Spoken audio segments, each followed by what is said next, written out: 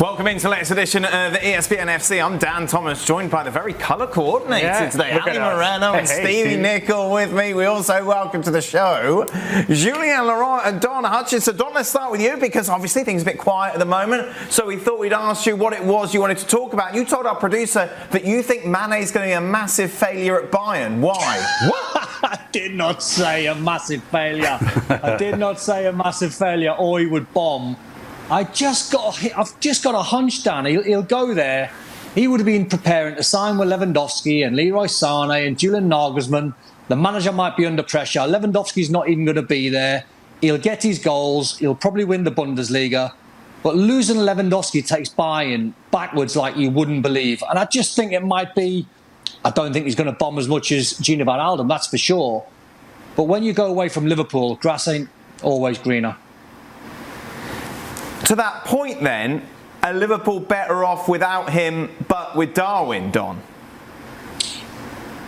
No, and that's a contradiction from what I'm saying because Mane had been there for a fair few years and he was ingrained to the levels and the intensity. Now it's going to might be a lot easier for him, but I think Darwin Núñez coming in is going to put players in their sort of rightful position. When you think of the job that Sadio Mane done, they're literally incredible. Got brought in as a right-sided player. Mo Salah comes in, they shift him to the left side. Diaz comes in, they shift him from the left side to through the middle. So Mane can play any position and unbelievably can play any position at a very high standard. But Liverpool now might have the players who are playing in their favourite position, i.e. Diaz on the left, Darwin Núñez and Firmino through the middle. They'll be battling out early on who starts. And obviously Mo Salah, and then you've got Jota still. So I wouldn't say they're better off because I'm a massive Sadio Mane fan. But I think he might regret making that move in a year or two. Did Don just argue against himself twice? Don does this brilliantly. Yes. So is he for or against Sadio Mane? I love him, Ali. I love him. Jules, where do you stand on whether or not he's going to make an impact at Bayern at the expected level? I'm not as harsh as Don. I think he's going to be a success there. Even if Lewandowski leaves, they're going to replace Lewandowski. There's no way they can start the season with the ambitions that they have without a proper and a high-level, world-class centre-forward. I don't know who they would get, but I'm sure they're already preparing for the after Lewandowski era almost. So I don't have any issues about that. And then I think Mane is so good and so talented that he will succeed there. I do think that Liverpool, considering Mane is their best player in 2022, without him, they're not as good as with him, even with the arrival of Darwin, because we still don't know what Darwin will do and how long it will take him to adapt. If he needs a bit of time, he might be amazing from day one. He might also need a couple of weeks or maybe a couple of months. And in that time, not having Mane there, even with Diaz and Jota, will impact Liverpool for sure. Don's saying basically that he will be like Wijnaldum at PSG when he goes to Bayern. Okay. Well, Don is wrong. Well, the part that wrong that somehow argued against himself, that part is wrong. Sadio Mane, you can make the argument towards the later part of the season, was the best player for Liverpool. So where Mohamed Salah was fading in the end, it was Sadio Mane that was scoring the important goals and the important moments for Liverpool that kept them in the race. And he will continue to do that for Bayern Munich. That won't disappear. I think Sadio Mane will be an outstanding player for Bayern Munich. As long as his attitude doesn't change, then there's no question he'll be a success. Why would his attitude change? Well, money. The common denominator a lot of time when players' levels drop is because they're comfortable and because they're getting too much money. You know, clearly Mane's moving because he's going to get more money. Now, there's nothing that he's ever done to suggest that he plays for money. Right. All the things he does off the field, he donates a lot of his money to charities and things at home. So he seems to be, up until now, clearly a driven football player.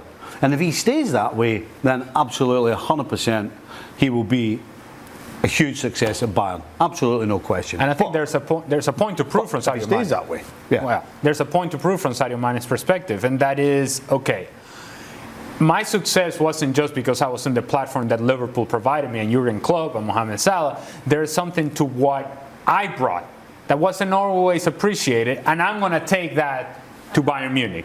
and I'm going to make it special. And it's going to be my story, not the story of other players that were around me, and I just happen to be another piece.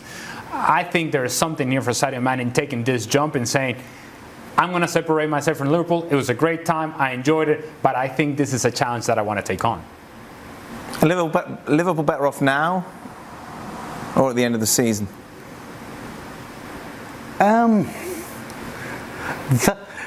Look, you can't. That's an impossible question to answer, because as good as we think, or certainly I think Núñez is going to be, and as good as I think Diaz is going to get, you can't turn around with any real confidence and say that Liverpool are better off now without Sadio Mane. You can't. Maybe in 6 months' time or 10 games into the season, we can maybe turn around and say, you know what a great bit of business. You get 40 million, you bring in two guys who are absolutely lights out, as good as. But right now, you can't say they're better without them. Jules, when we brought this up before, you think Mane leaving is going to be a bigger blow than maybe some expect to Liverpool? Yeah, 100%. But again, we have to remind all the viewers that without the money from the Mane transfer, I'm not sure they can do the Darwin Núñez, certainly with the numbers that in the end they signed for, the up to 100 million euros. So from the beginning, we've said Núñez is coming because Mane is leaving. So you clearly chose. They chose, and also Mane didn't feel like he was treated well. I mean, treated is the wrong word, but that clearly the priority was Mo Salah's extension, and that's fine. But they clearly left out both Firmino and Mane, who are in the exact similar contractual position than Mo Salah is. And that's fine, but I think he felt a bit left out, and maybe that's why he also thought, okay, now I've done 6 years here, they were amazing years, it's time for me to move on. I don't think he really liked the fact that they didn't talk to him, didn't offer him anything when it was all about Salah and all about the negotiation with Salah. So maybe he felt it was the right time, and maybe Klopp and the club also felt, okay, well, Mo is our guy, then we can sell you, get good money for you, and then reinvest that money straight away on one of the most talented under 23 players in Europe right now. So it made maybe sense for everyone in the end. Don spent last summer telling us that Harry Kane was going to Manchester City. He's got a new theory now regarding Liverpool and Mo Salah. Don, what is it? Well, from what I've been told, Mo Salah's not going to sign a new contract next season, and that's probably the reason why they've had to push Sadio Mane out. I mean, going back to Jules's point, £100 million, I don't think it's anywhere near that number for Darwin Núñez, but let's just say it is. If they're raking in 40 for Sadio Mane and close to 20 for Minamino and release 7 players along the way, the business is pretty good. But I think Liverpool, from what I hear, couldn't afford to lose Sadio Mane and Mo Salah this time next year, both on free transfers. And Liverpool have made the offer to Mo Salah's camp at about 300,000, 4-year contract. They're pushing for 450. Liverpool, no way. So the rumour is that that's the reason why Sadio Mane's been sort of pushed out. I'm not sure Sadio Mane wants to make the move. Whether I'm right or wrong, I'm not sure, but that's what I've been told. I could be a million miles off the mark, but it doesn't really make sense to me. Like we're all sitting here now and saying, if you're Liverpool, I might be in the minority. I really might be, Dan, but I don't know what Stevie thinks, being an ex-Liverpool player. But if you said to me right now, and Stevie right now, who would you rather keep, Sadio Mane or Mo Salah? I'm in the Mane camp. Wow. So there has to be an alternative reason why they've moved him on or trying to move him on. I would be in the Salah camp, but I think it's the smart way to run a football club. It's the right time to strike when you're bringing in players and young players is right. It's what they've done. They've got a little bit extra money because they can get rid of Mane, and they're looking after the future of the club. The worst position they could be in is keeping a hold of too many players for too long, giving them too much money. How many times have we seen this? Players with a couple of seasons left and the club wants rid of them, but they won't go, blah, blah, blah. That's not how you run it properly. You have to make choices, and sometimes you have to make difficult choices, and Mane's is a difficult choice. It's not straightforward. I think the Bobby Firmino one's completely different. Bobby Firmino is past his best, I believe. And he hasn't been playing regularly. whether it's been form, whether it's been injury. So his is a completely separate matter.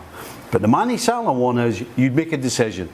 You have the opportunity to bring two fantastic players in who are going to be at the club maybe for the next 8-10 years. And maybe they fall in the same trap as Mane. Maybe in 6 years' time, when Diaz is 30 or close to 30, maybe you get 50 million for him. And you keep churning out, but you're doing the right thing. You're looking after the future. You're looking after the quality. And to do that, you have to make decisions. And I think this decision is a good one for the future of the club. Whether it goes right or wrong, you can't always get it right. Liverpool, so far, have been getting most things right. For the sake of clarity, so Don is in Mane's camp. Mane's camp, yes. For now. Who's going to be rubbish when he goes to Bayern? That's the same player we're talking about. Okay. That's the camp. Okay.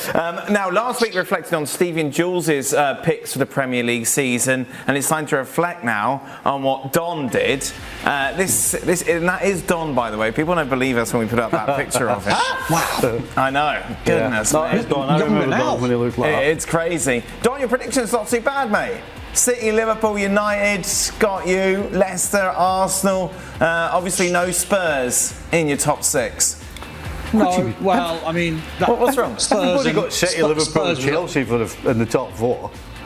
Stevie, you had bad, though, is Liverpool it? 4th. Were they in the top 4? What? He's got City, Liverpool, and Chelsea. Every single one of us had City, Liverpool, and Chelsea in the top 4. You didn't. You had City and Chelsea. Did I have Liverpool in the top 4? What? Why is that a thing? You want credit for that? No, you've just said, oh, he got a lot, right? He's done really well. He did well. He got Every first. single person. He got first and second. He got better than you. Every single person got the top 4. But it's not top 4. It's the order, Stevie. Order. Yeah. No, It's order, Stevie. I'm not supporting this. You had Liverpool 4th. Don did better than you did. Oh, God. Good. Hang on, whoa, There you Dan. go. Stevie had Liverpool 4th. Yes, and now he's trying to claim What? I don't know what. I'm just telling you that every single person got City, Liverpool, and Chelsea in the top 4. But it's not the top 4 guessing game. It's the your order. Oh, so it's your own wee rules now. Great eye. Yeah. Right, It's the smarty pants Yeah, rules. hold on. Page 43, yeah. No, Just give me the it's order of the order. Premier League, how it's going to Yeah. finish. Top 4. That's all that matters.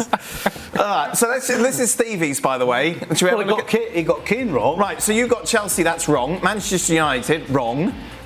Wrong. I've got 3 of the top 4, same as everybody else. But you've I got Mo Salah, right? Hey! Hold on. And I got Kevin De Bruyne right. Yeah, you did. So I've got 3, and Don's got 2 right. Don got Kevin De Tell him Bruyne I as did 3. well. All right, 3 apiece. I'll take a point. Where's Heung-min Song? A point away from home is always good. Oh, dear.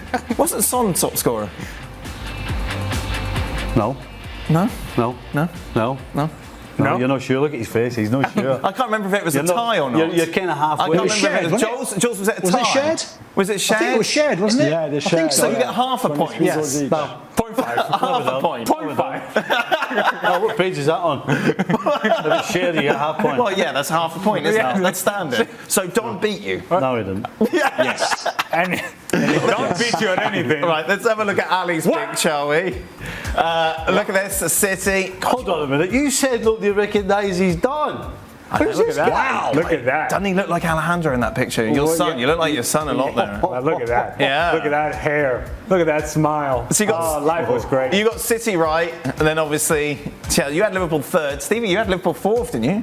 I did, I. Yeah. But, but we all had Chelsea, Liverpool, Manchester City in the top 4. What? Hold on a second. I remember when we did this, and you were kind of agreeing with me, by the way. Because Liverpool had just come off Yeah, I know. one of the what they had lost 5 out of 8 games at But that's not the- Anfield. that's not They what had the- injuries, they had the whole thing. So don't give me your wee snotty nose stuff about I was wrong when you were agreeing with me at the time. Yes, and I was wrong at the time. Well, that's not unusual, is it? And you were wrong. You're wrong. And you were wrong. Occasionally you can be wrong. That's okay. Okay. And Don was right. Well, see, that's a problem. No, well. That's the anomaly. Now we're talking unusual. Come on, Stevie, just admit it. There you go. So Don's predictions were better than yours. Sorry? Don't have to apologise. It's fine. Just a reminder, Extra Time will be with us. Can we see my picture again? As always, on our YouTube channel. We'll stay late to answer your questions.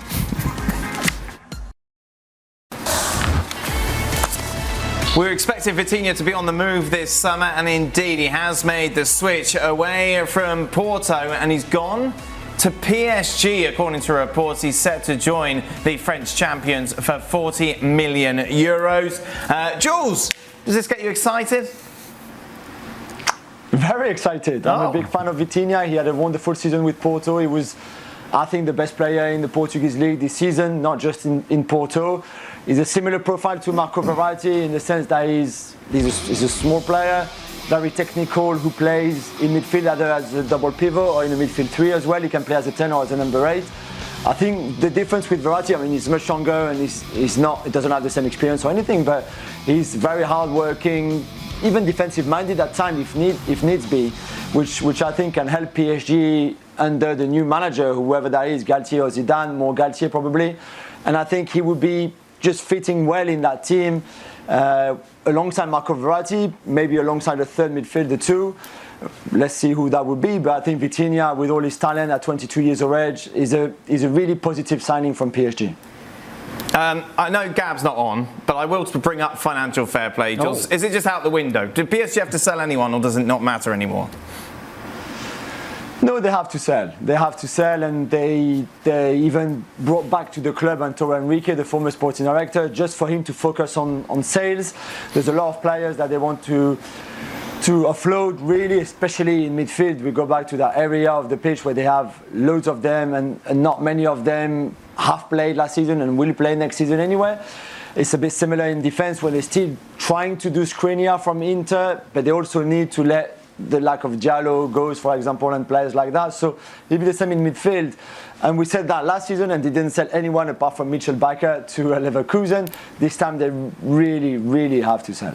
We're expecting, meanwhile, Arsenal to be busy this summer, and they start with Fabio Vieira joining from Porto as well. 35 million euros plus 5 million add-ons, reports are suggesting.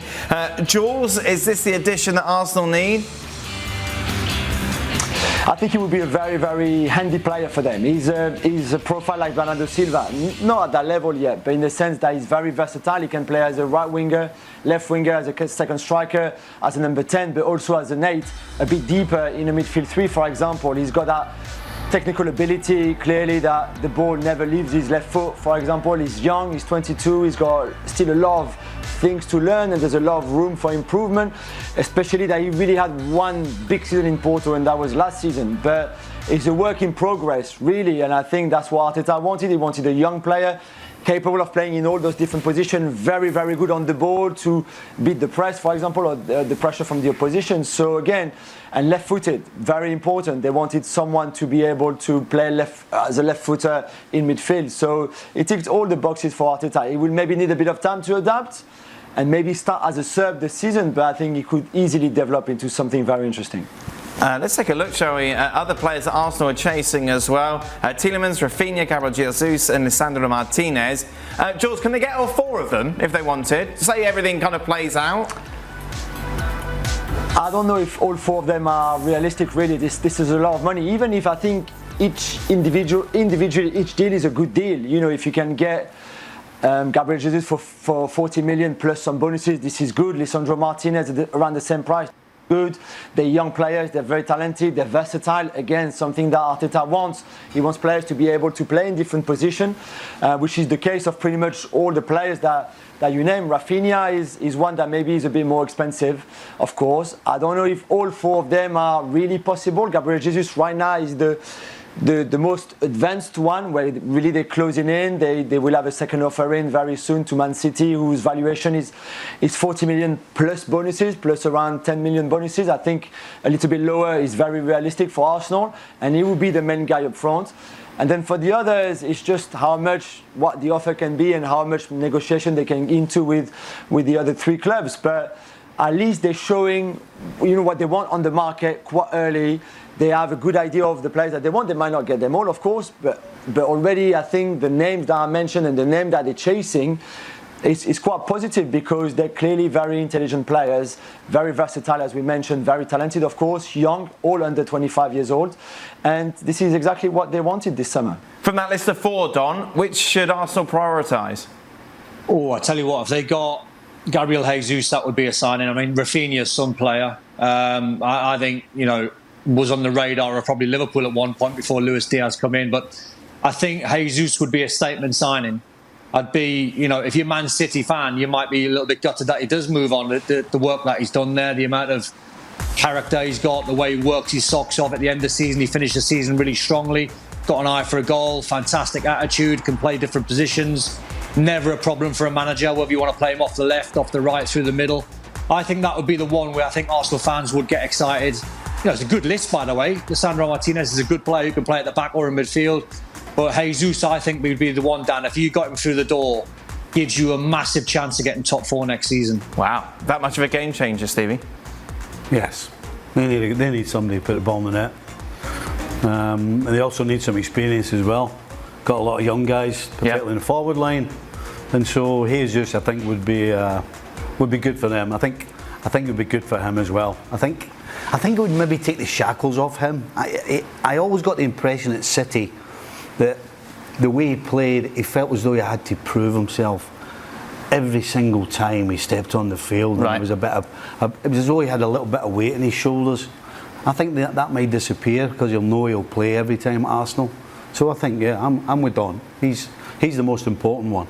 Elsewhere in North London, of course, Spurs confirmed an addition to their squad this week, with someone making that move from Brighton to Tottenham.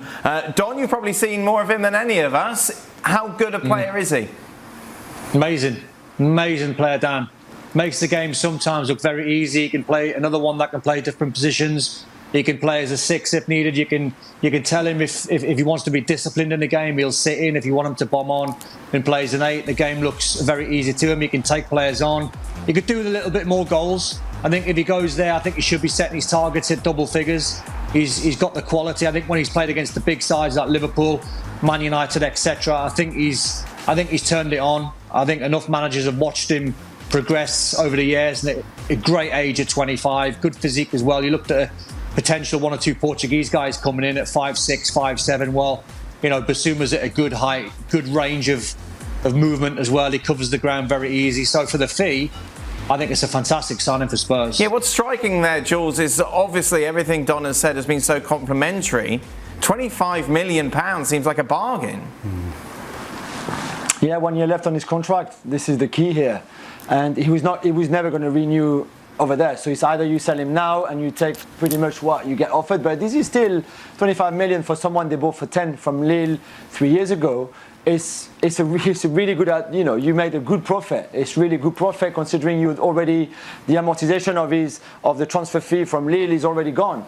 So this is good for them with 1 year left on his contract and a player that you're going to lose for free a year from now on. So this is good. I think Conte can make him into something even better, especially with the ball, because his passing numbers, I was looking the other day, are not amazing out of this world kind of numbers. So Conte, I think, will help him massively on that. And then if the issue that he had with the police in that nightclub in Brighton is resolved and there's no problems and there's nothing coming on and he can focus on the football, then I think it could be a very, very good signing. And certainly for the double pivot and the 2 in midfield that Conte will use in the 3-4-3, he would be perfect alongside Højbjerg or alongside Betancourt. Just a reminder, Transfer Talk is the place to go over on the website to keep up to date with all the latest news about the ins and outs over the summer. Fans of the Italian League won't need reminding that their run of late in the Champions League has been poor, to say the least. What's interesting, though, is the comments that have come from AC Milan chairman Paolo Scaroni about Serie A. He's saying, well, it's become a Serie B in comparison with other top European leagues. The product we offer isn't great without the Messis and Mbappes, simply because we can't afford them. Football is a sport, but it's also a spectacle. The spectacle needs to be made up a lot of game time and little little interruption. In February, Milan Udinese finished with 48 minutes 38 seconds of actual match time from 97 total minutes. It's boring like this. The referees need to play their part. A spectacle requires a nice stadium. Creating infrastructure in Italy is a serious problem. Don, obviously you cover a lot of the Italian league. Are you surprised you've got the chairman of the team that won the league coming out and saying this? Very strange comments.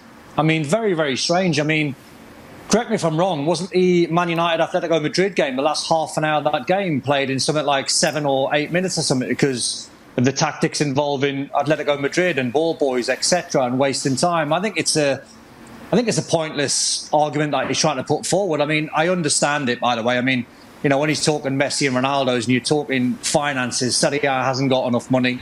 You know, I think maybe 1 or 2 clubs outside the Premier League, like PSG, etc.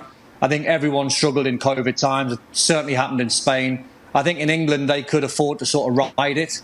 So you're trying to entice the best players in the world into Serie A. It's difficult. The best players in the world play in La Liga or the Premier League, in my opinion. There's not many players who play in Serie A, you know, who's on more than probably 150, 200 a week, where you go to the Premier League and probably La Liga, and there's probably dozens and dozens and, you know, loads in each club. So I think it's very difficult. But what I would say is last season was incredible. I mean, it went down to the last day of the season who was going to win the league, Inter or AC Milan. And I think the product's good, don't get me wrong. I think it's fantastic. But how do you compete with La Liga and the Premier League without the finances? It's incredibly hard. The refereeing obviously mentioned there, Don, this kind of stop-start approach doesn't help things. You mentioned United Atleti, but Atleti are an anomaly, really, when you talk about wasting time. It's something that needs to be addressed going forward. I don't know how, though, Dan, to be honest. I'm not sure what the argument you can put forward is, unless you...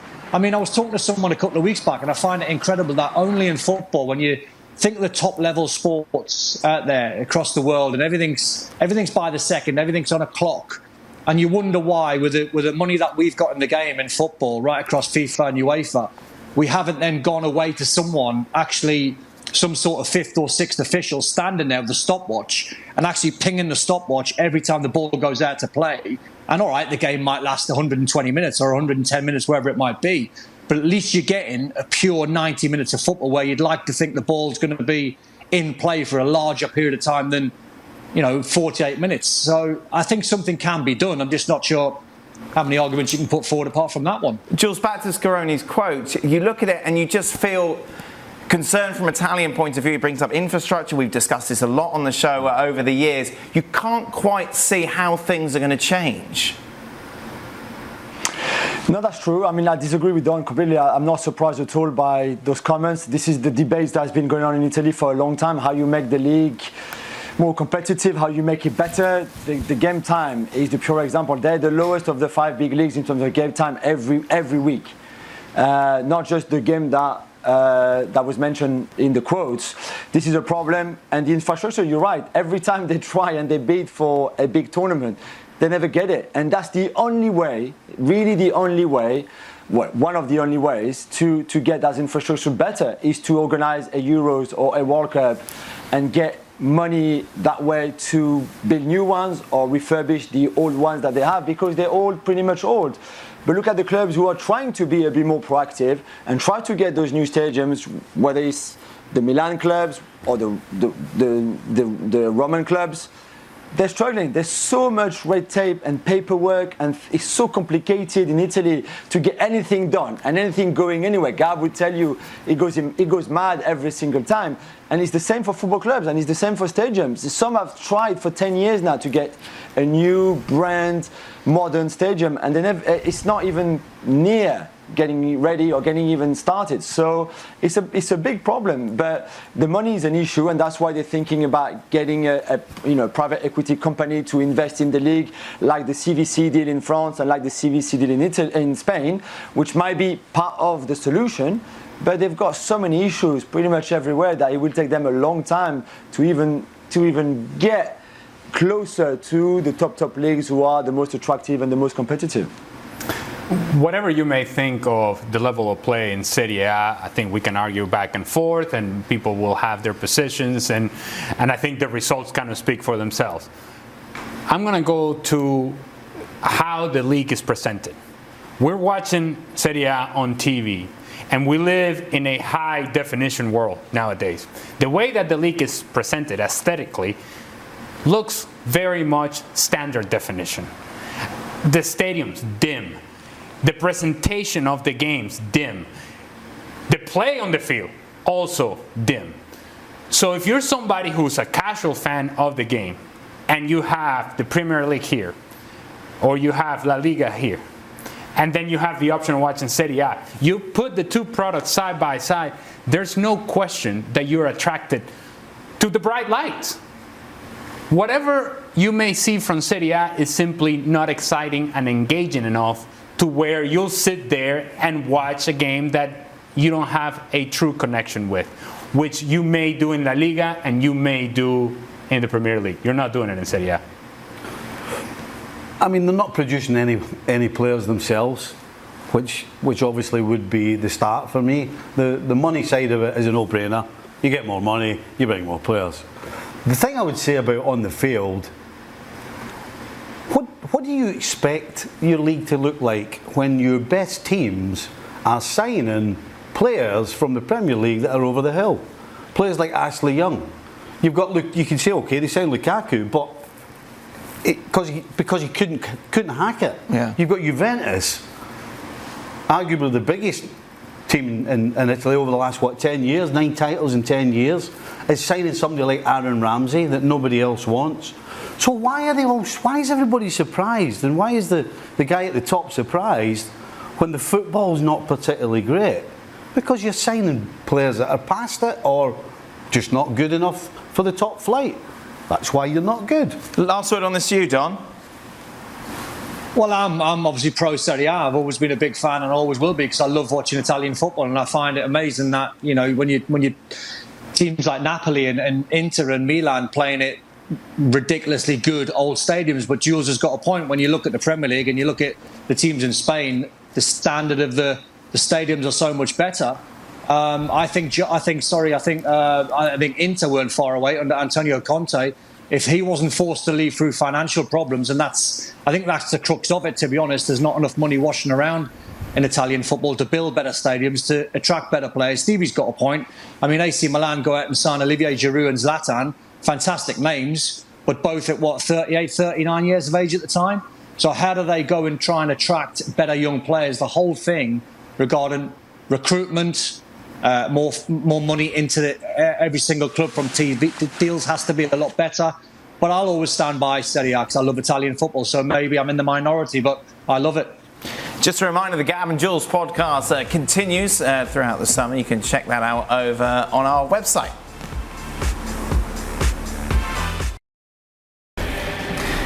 Meanwhile, it's the second leg of the Segunda playoff. Tenerife taking on Girona. A place in La Liga at stake. Remember, 0-0 in the first leg. What a game that should be. Live on ESPN Plus at 3 p.m. Eastern. That's it. That brings us to the end of today's show. Thank you very much for watching. Be sure to stay tuned, though. Jules and Don back with us for Extra Time.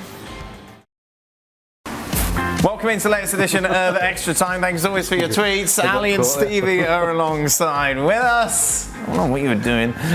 Don and Jules. Jules, I feel bad for you, mate. What's that? Why? Jules Why? doesn't feature Yeah? in Paul Why are you Pogba's... feeling bad for me? Because you don't feature in Paul Pogba's documentary, but Gab Marcotti does. No. Oh. No. I know, I saw that. But I think because I was in the Neymar one, I just can't be, I'm too busy to be in everybody's documentary. What next will be yours, Dan, and then Ali's or Stevie's. I know Don will never have one, but I mean, like, I can't be available for everyone. I know. It's only 24 hours in a day, Joe. Well, that's it. That's the way it goes. For Don, what percentage do you give Manchester United making it into the top 4 next season? Here we go. Oh, here we go. Here we go. Look at his head. Ding, ding, ding, ding, ding, I didn't expect one so early. I thought I'd sort of got rid of them to the start of next season. No. Well, they're going to be in the running. I'm just going to keep it down the middle. I'm going to keep it simple, Dan. 33 and a third. I'm going to keep it down the middle. 33 and a third. Just explain Keep it down the middle, 33 and a third. Well, no, I'm keeping it down the middle between them, Arsenal and Tottenham. 3 of them. Oh, so you say they've all got the same chance of finishing in the top 4? Yes, I think so. Are you just saying that because then you don't have to think? Yes, Dan, you know me well. So then, which brings us to the next question. What's that being said? Don, what percentage chance do Nottingham Forest have of remaining in the Premier League? Keep it down the middle, Don. How'd you do that? How'd you do that with a team that's come up from the Championship? I mean, Don. I don't know. Over the years, it's got to be low. How many teams have come up and survived? It's never a great amount. Still buying time. I'll go pretty lowish. I'll go 20% chance. Oh, okay. There you go. Don, you should have kept it simple. 33 and a third with the theatre. Yeah, where's 33 You've recovered yourself. Hey, but down the middle. Down the middle. Down the middle, 33 and a third. Is anyone going to talk about these two? Is anyone going to talk about these two and their dress sense tonight, Dan? Well, what's wrong with them? Well, Dan already exactly the same. Yeah, I did it at the start of the show, Don. You did it. Thanks for paying attention, Don. Hey, you want to listen, will you? Well, I thought this was a different show, to be honest. This is a different show. This is tomorrow's show today. How long have you been doing this, Don? Okay, another question for Don. Theoretically, Argentina and Portugal could end up in the World Cup final facing off with each other. What percentage chance do you give Messi facing off against Cristiano Ronaldo in an awesome final encounter between two legends at the end of their careers? I don't even know what that means. What does that mean? They're definitely in the final. No, what percentage chance that it will be Portugal, Argentina in the final of the World Cup? I see. That's got to be low, surely. That's got to be low. What you got? 10%. 10% is quite high. 10. Is it? Yeah, I would say so. All right then. 6. That's quite low. With Scotland and Venezuela out of the World Cup, who will Stevie and Ali be supporting this winter? Ali? Well, the obvious answer is any team from South America, but let's just put South America to the side for a second. Growing up, my 2 favorite teams were France because of Platini, right, and Denmark, because of Laudrup, right. So I'm gonna go with Denmark. Why not? There we are. Anybody England plays. That's disappointing. Yeah, that's negative. Yeah. It's just you want the truth. There you go. But who would you like to support? I grew up with Brazil and Argentina and all that, so I like Brazil and Argentina to do well. Argentina would be fun just for Shaka. Aye. Oh, please. Please, Argentina win the World Cup. What about you, Don? Who will you be supporting? Well, like Stevie, I think when you're growing up, you watch Brazil and Argentina and you've got a fascination. But I tell you what, I'd like to see one of the African teams do well.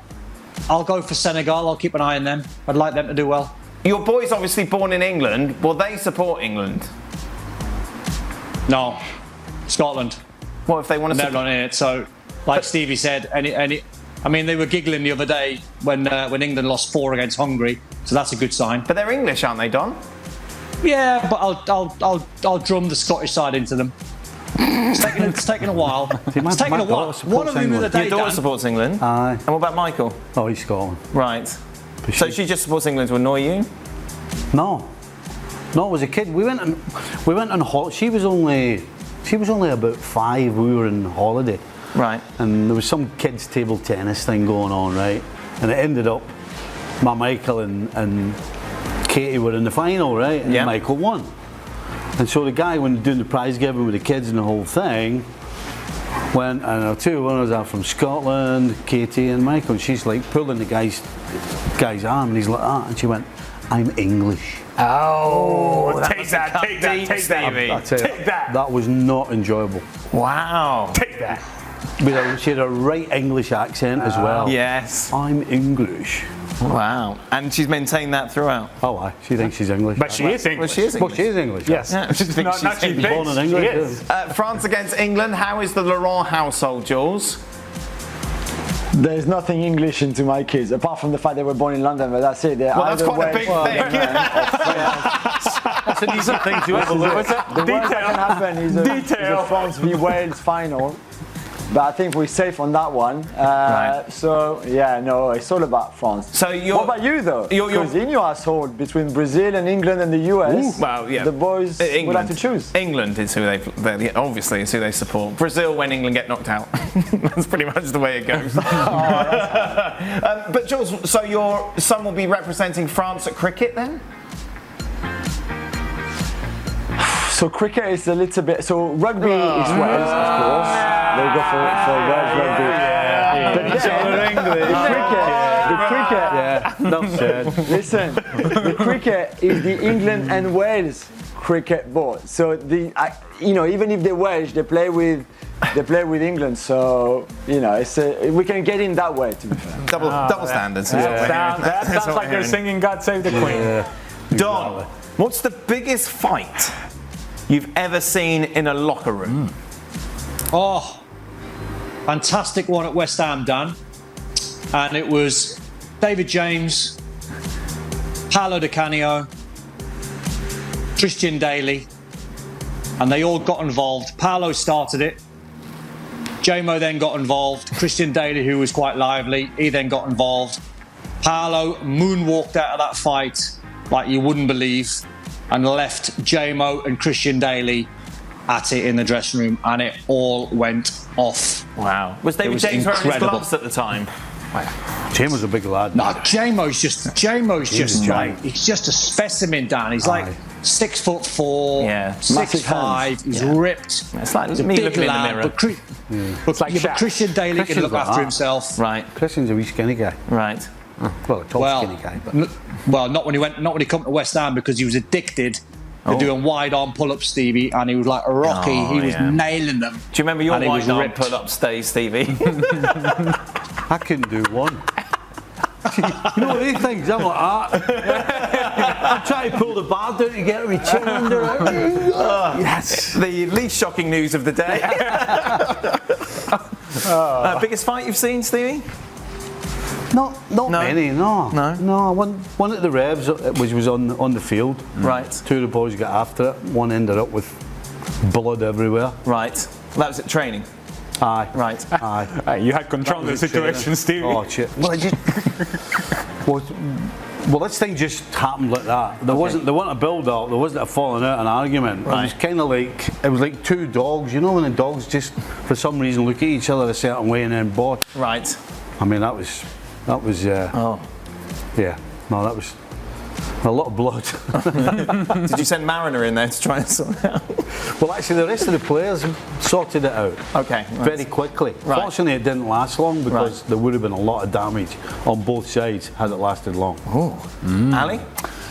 Following our elimination from Copa America 2011, we had just lost in penalties to Paraguay. Did not like each other, Paraguay and Venezuela. So obviously we're frustrated. Semifinals, could have made it to the finals, did not. People started talking, as you always do, after these matches, and things were said that were not appreciated on the Venezuelan side. And Jose Salomon Rondon, who now at Everton, it was cold at the time in Argentina, and we had thermos of hot water for tea or whatever on the bench.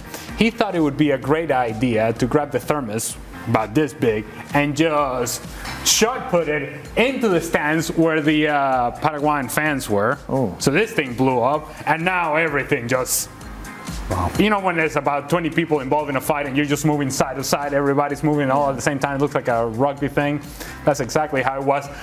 I wasn't quite involved in that. That was my next question, is to your involvement. No, because at that point, I didn't know the fight was breaking out, and I was talking to Roque Santa Cruz, of all people. We happened to be next to each other. Fight's breaking out. We look at each other. By the way, Roque is about twice my size. I looked at him. I'm like, we're not going to do this, are we? No. Hey, good game. Hey, good luck in the final. Take care, guys. Ali, who do you think has better taste in sneakers? You or Jules? I've noticed that you both have a great eye for sneakers. Wow. Well, I see. I think Jules What is are you more sporting today, Ali? nice little blue action. Right, blue. Matching the watch. Lovely, lovely. Yeah, but who picks them? Huh? I do. Who's not the wife? No, this was all. Today I You came did up this with. yourself. Huh? You did that yourself. Yes, I did. Just like you, Steve. Wow. Jules, I noticed you when you were in New York, you were posting sneakers like a shop, trying to get freebies again. Is it like here that we go. T-shirt deal? Yeah. No freebies.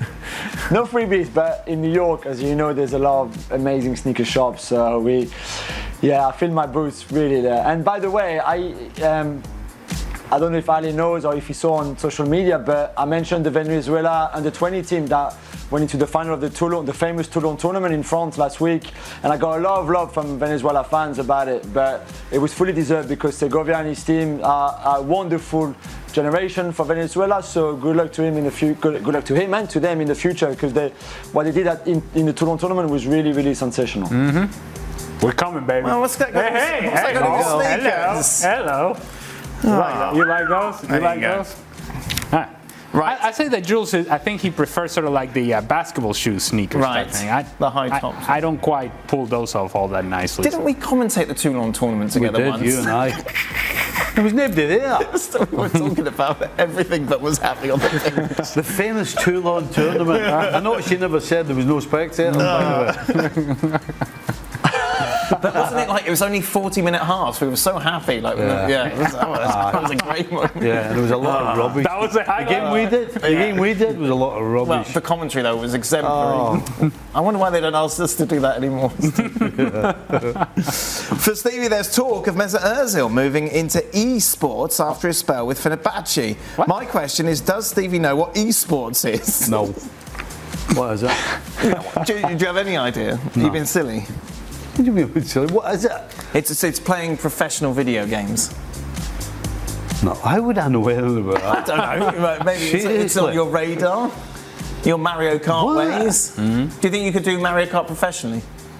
Not a chance. No. No. Rainbow Road.